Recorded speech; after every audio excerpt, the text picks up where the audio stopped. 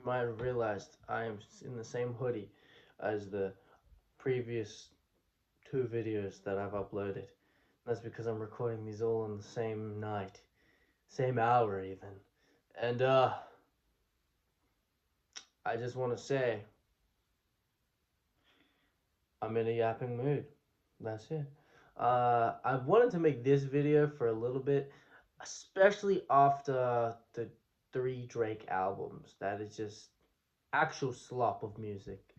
Like some of the songs I listened to Iceman. Um, well, actually, I watched a reaction to Iceman, but he reacted to the whole video, the whole album, and I listened to some of the songs on the other ones, and it's just we're grasping at straws. Where it seems like a desperate attempt to climb out of the fucking bucket he's in, um, and uh, it's a good it's a good way for me to pivot into what I actually want to talk about. First of all, why the fuck are you so obsessed with MJ? What memorabilia from artists or even like basketball players or anyone that's not you? You tried to call yourself the new Michael Jackson. Get a fucking grip, bro. You know what the one of the biggest differences between you and Michael Jackson?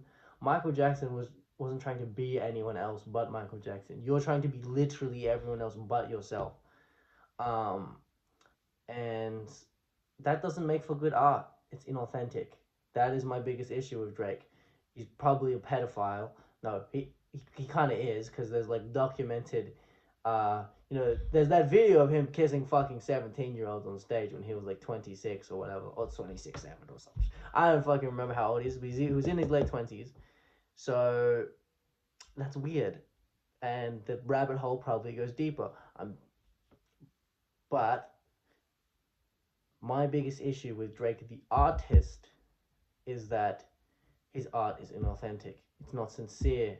It's he sometimes tries to be vulnerable, but never too much, you know. And that's the fundamental disconnect between him and Kendrick. Kendrick is vulnerable and sincere in his music. Um, and this brings up a larger point in me personally. I deeply, deeply value. I think it's because I also make art, whether it's drawing, writing, music, any of that.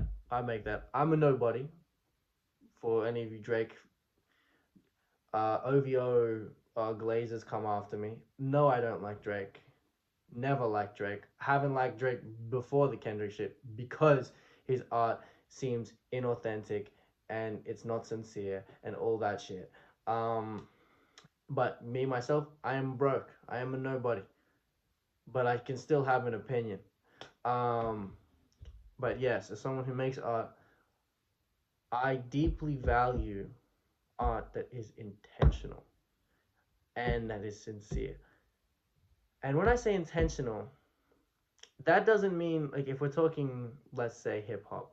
A lot of people, a lot of people that don't really understand hip hop like that will just be like, oh, they think I'm talking about conscious rap, which I am in part because a lot of that stuff is very intentional and sincere, especially like I'm an album guy. I really like whole albums, especially when they're really well done and they feel intentional because you get a whole picture of what the person was feeling at the time, or whether it's a broader societal scope album or if it's a really introspective one.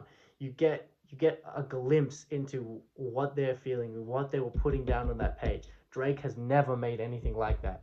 Um, and I think a lot of uh, hip hop elitists and a lot of like Fantano types, which I really don't fuck with, they only view that in like the super conscious, political charged hip hop, like a Kendrick, which a Kendrick is great. Um, but I'm also talking about like other artists, like for example, I really like Slayer, who's an underground rapper. Um, but he's so intentional in what he makes. the Half Blood Lux, Blood Lux fucking album. Just the simple fact that he made all the beats pretty much, and then he's putting transitions into each one. Each song is connected into the other. That signals that he's being intentional with what he's making. And sure, the lyrics, they're underground lyrics. They're pretty good for underground lyric standards, but his flows, the way he approaches making songs, it feels so intentional. Um, and this is not just like a hip hop thing. It's all music. Um, well, my favorite modern hip hop R&B artist, because he kind of blends as well as a bit of funk, is Smino.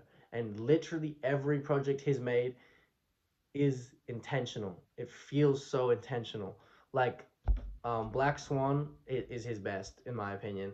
Um, and like just it's kind of like it feels like a show. Well, not really a show, but it feels like a theatrical performance, because like each song connects to each one, but they also stand on their own. And that's what I really like about it. And he's so unique. He's so unique. That's the thing. When you're being intentional and authentic, you make way more unique art. Think of a teaser touchdown. That motherfucker is so authentic to him that he makes really unique art. Or like another underground artist who's like a Jim Legacy, is like this British guy. When he came out with Black British music, that shit was so fucking. Each song feels so unique to him. That's how you make great art. Um, or even my favorite album from 2024 was Thames, Born in the Wild, and again, that feels like a very intentional, unique album to her and her experience, and it just or even another great album from 2024, Dochi, The Alligator Bites Never Heal. Oh my god, that album also feels so fucking intentional. And like, they don't have to be like Slayer where each song, that instrumental transition, but if there's a thematic connection between all of them, that's just, and especially when it's very, some of the songs are vulnerable, some of the songs are to get you in your feelings, some of them are to just vibe out, or some of them must have more social commentary or more commentary on their personal experience. Like, that is just beautiful. And with a lot of modern music, at least the ones that are pushed to the forefront, you don't always see that. Like Smino, probably my favorite modern artist, he has like 2 million monthly listeners, which is good, but for the quality of music he makes, he should have way more, in my opinion. Um, and each of his projects have a unique sound. I mean, they all still have like the um hip hop R&B blend with a little bit of like funk, or some neo soul and shit in there, but like Black Swan has its own unique sound, and then the other two have their own unique sound. I think one's called Noir. Oh, what's the shit? I'm looking like a fake fan. I don't remember the name of his like one from, I think it's 2023, but he's in like a field and he's like combing his hair. That one's really good. That one has a very much more softer sound. Like the thing is, when you're intentional and true to yourself when you make art, each project has it, like, you can, without knowing which song is which, you can kind of hear where, like, which album they'd come from. Like, if it sounds more like a, because like Noir sounded like a bunch of like channels on a TV that you're scrolling through. um I implore everyone to listen to Smino, like, and his whole, please listen to, I know a lot of Gen Z people don't listen to whole albums, but oh my god, it's such fucking, it's so good when you find a good album. When it's something that's like not very worthwhile, it feels like a slog to listen to. Like the Drake album is fucking like, some of the songs are cool, but most of them just slop. Um, Honestly, Kind of felt the same way about the latest J Cole album. Um, yeah. What was it even called? I don't remember. Oh, the fall off. Yeah, man. It's here, and it's okay, man. You have one classic. You have one classic. Then the rest are just decent to. Honestly, why would like Kendrick's clearly the best out of the three. I don't understand why there was a big three conversation in the first place. Like it's not even. It's like not even a competition. Like, because I don't give a fuck about who has the most streams, because that's Drake. Who cares? Um, like Kendrick's is the only one that has multiple classics. You know, To Pimp a Butterfly, Good Kid, Mad City, even Damn, fuck, even Section 80, bro. Like, you know, uh, and he is also the most vulnerable and sincere in his music. Correlation, I think so. Or you look at like a Frank Ocean, everything he does artistically is intentional.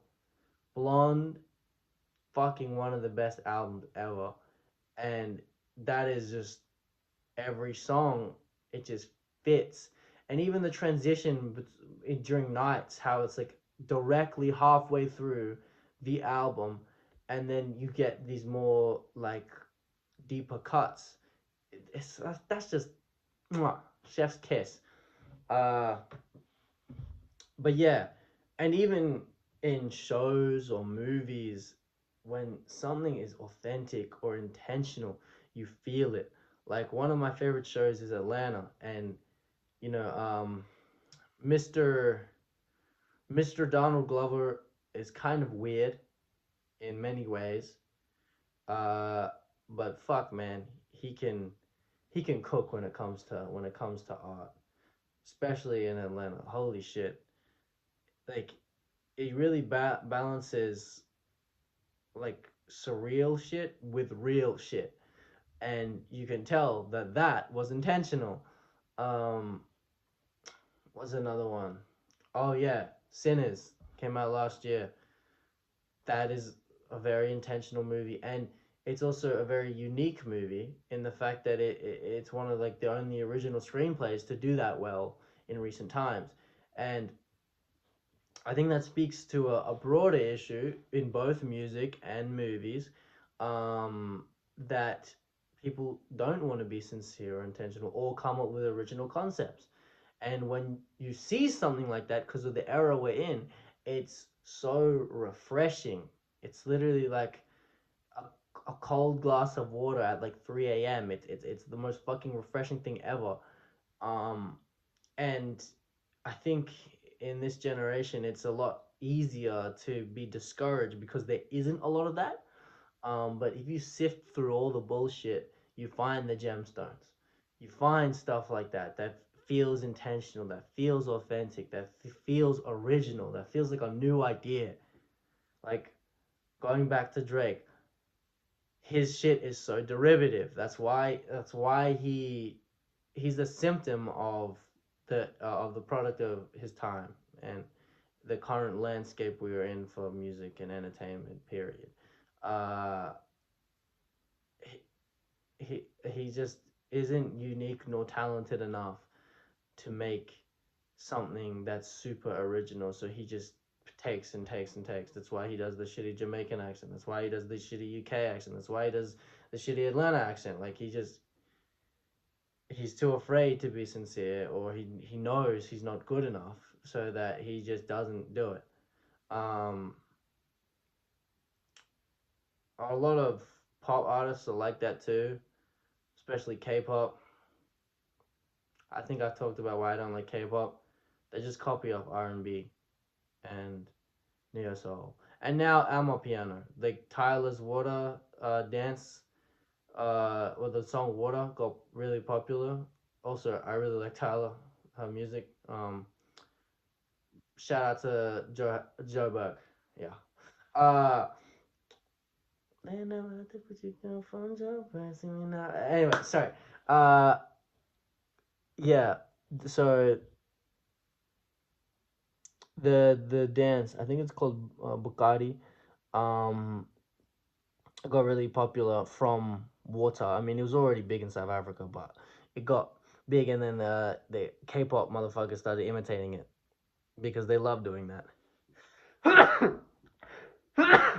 But yeah, K-pop's not original at all. Like it's just derived from Motown and fucking R&B, hip hop. They just take don't give back, don't have respect for the culture it came from. It's whack, frankly.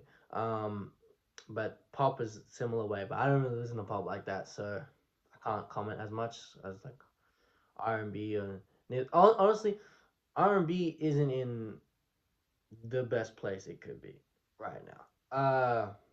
There's some really good artists that are making super intentional, but a lot of it feels derivative as well as hip hop.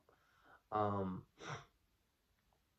but yeah, I don't know how much more I have to say.